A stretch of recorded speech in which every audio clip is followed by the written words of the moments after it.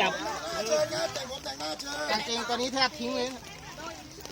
เกงกูเนี่ย นั่นครับหมอ รู้สึกว่าแป้งหลุดอ่ะ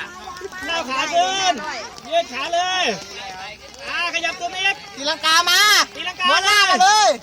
ระวังนะสลาย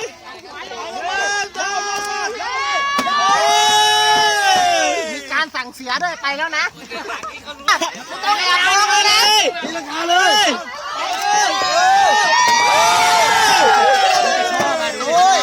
เอาอีกรอบเหยียบแคบหัก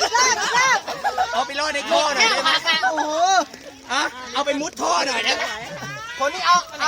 าม้วนหน้าลงมาดิ อันนี้ม้วนหน้าลงมา อันนี้พอลงมาแล้วขออนุญาตมุดท่อเลยวันนี้ใช่ไหม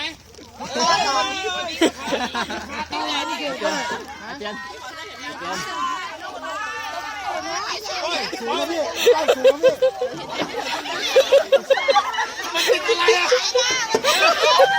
อะไรเนี่ยอุโมงค์ปิด เดี๋ยวรอดอุโมงค์ปริศนา เดินอ้อมไป